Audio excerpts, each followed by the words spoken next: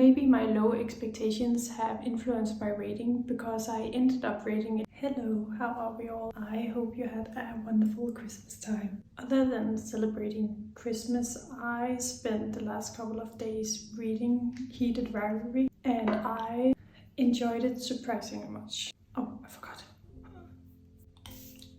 I have notoriously in the past been reading popular romance BookTok books badly, and I did not have high expectations for this. It is very spicy, and I don't necessarily like it when romance books becomes too spicy, but what I often find with a lot of spice is just that it becomes unnecessary. In this one, yes, at a certain point it starts to feel pretty repetitive, but I also felt like the spice was necessary in the beginning, at least for the story's progression. I found that the writing wasn't overly repetitive or over-explaining as I found it to be in a lot of other popular romance books. Not that it was entirely to my liking, but it was better than I expected. Most of all, I had the realization when reading this as to why I had a hard time in the past with a lot of these types of books.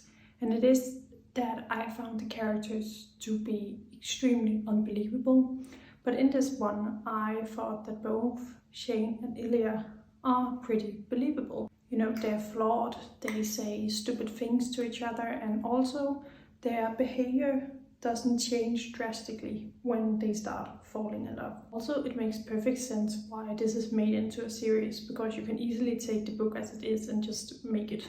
In some ways, it was almost too cute at times. When situations happened that could easily excel into more dramatic scenarios, they didn't happen that way, but was instead resolved in other less dramatic ways. It's both refreshing, but it also risks becoming a bit boring. But I would also say that the reactions the characters had was also what made them more believable. Maybe my low expectations have influenced my rating because I ended up rating it 3.75 stars, which I would say is pretty high rating. I have a tendency to go back and change my rating, but I did like the book and the characters stuck with me a while after, so I do think that is actually a quite fair rating. Because I've given up on reading interconnected standalones in the correct order, and I was mildly obsessed with the characters, I decided to read the long game. It dragged out for me. I still rated it 3 stars, which is a fine rating. There were still some lovable parts and moments with these characters,